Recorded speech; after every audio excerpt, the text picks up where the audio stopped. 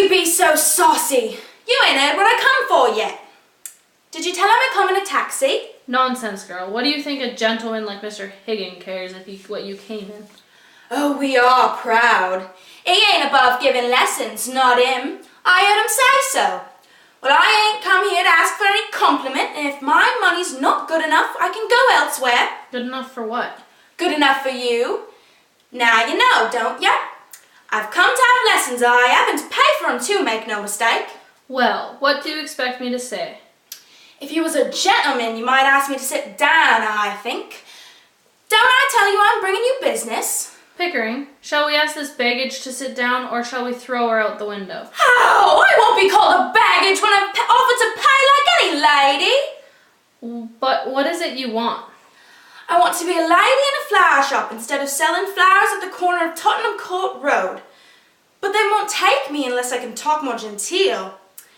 He said he could teach me. Well, here I am, ready to pay, not asking any favour, and he treats me as if I was dirt. I know what lessons cost, and I'm ready to pay. How much? Now you're talking. I knew you'd come off it when you saw a chance of getting back a bit of what you chucked at me last night. You'd had a drop in, hadn't ya? Sit down. Oh, if you're going to make a compliment out of it. Sit down. What is your name? Eliza Doolittle. Won't you sit down, Miss Doolittle? Oh, I don't mind if I do. How much do you propose to pay me for the lessons? Oh, I know what's right. A lady friend of mine gets French lessons for 18 pence an hour from a real French gentleman. Well, you wouldn't have the same face to ask me the same for teaching me my own language. So I won't give you more than a shilling. Take it or leave it. You know, Pickering, if you consider a shilling not a simple shilling, but as a percentage of this girl's income, it works out to be fully equivalent to 60 or 70 pounds from a millionaire. By George, this is the biggest offer I've ever had. 60 pounds?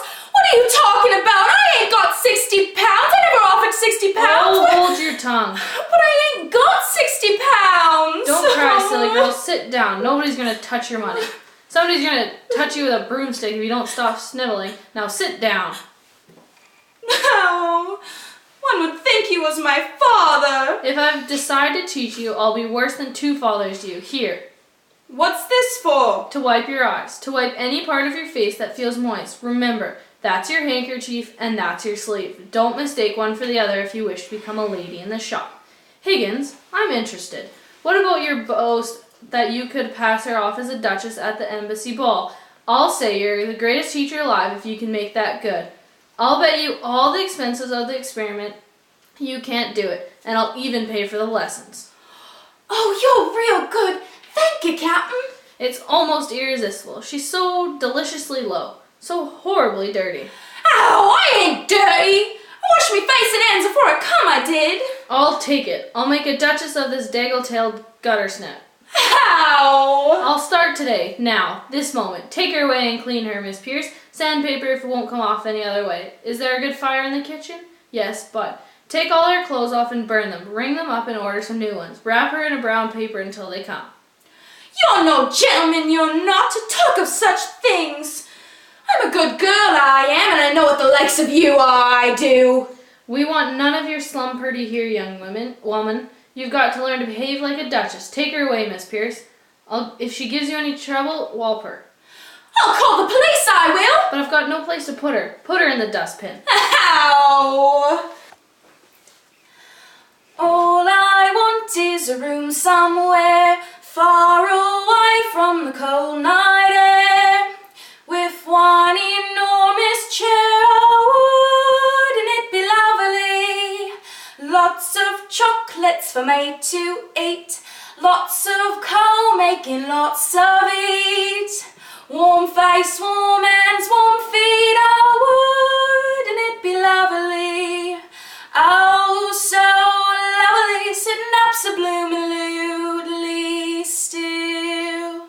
I would never budge till spring crept over me windowsill. Someone's head resting on my knee, warm and tender as they could be, who'd take good care of me. Oh, wouldn't it be lovely, lovely?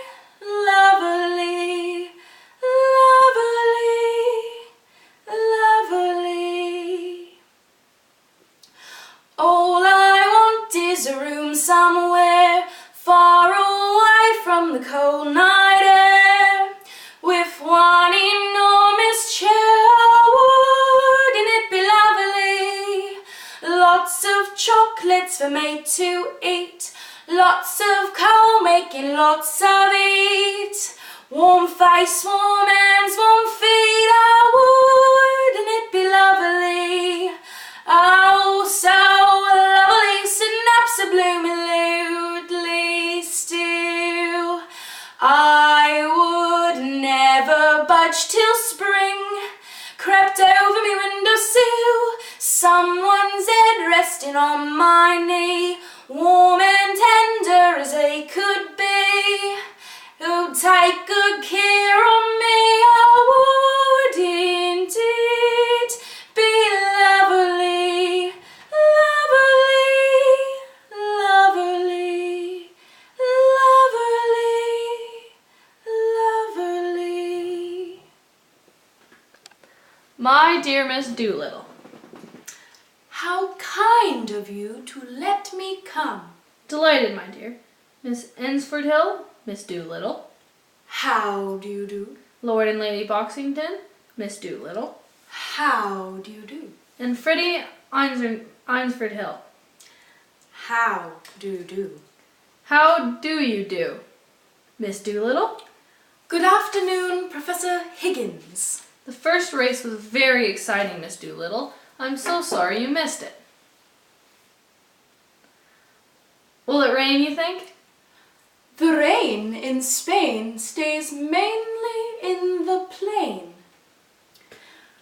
But in Hartford, Hereford, and Hampshire, hurricanes hardly ever happen. How awfully funny. What is wrong with that young man? I bet I got it right. Smashing. I do hope we won't have any unseasonable cold spells. It brings so much influenza, and our whole family is susceptible to it. My aunt died of influenza, so they said. But it's my belief they done the old woman in. Done her in? Yes, Lord love you. Why should she die of influenza when she come through diphtheria right enough the year before? Fairly blue with it she was. They all thought she was dead. But my father, he kept ladling gin down her throat. Then she came to so sudden, she bit the bowl off the spoon. Dear me. Now, what call would a woman with that strength in her have to die of influenza? And what become of her new straw hat that should have come to me? Somebody pinched it. And what I say is, them as pinched it, done her in. Done her in? Done her in, did you say? Oh, that's the new small talk. To do a person in means to kill them. You surely don't believe your aunt was killed? Do I not? Them she lived with would have killed her for a hat pin, let alone a hat. But it can't have been right for your father to pour spurts down her throat like that. It may have killed her. Not her. Gin was mother's milk to her. Besides, he poured so much down his own throat that he knew the good of it. Do you mean that he drank? I could have danced all night, I could have danced all night, and still have begged for more. I could have spread my wings and done 1,000 things I've never done before.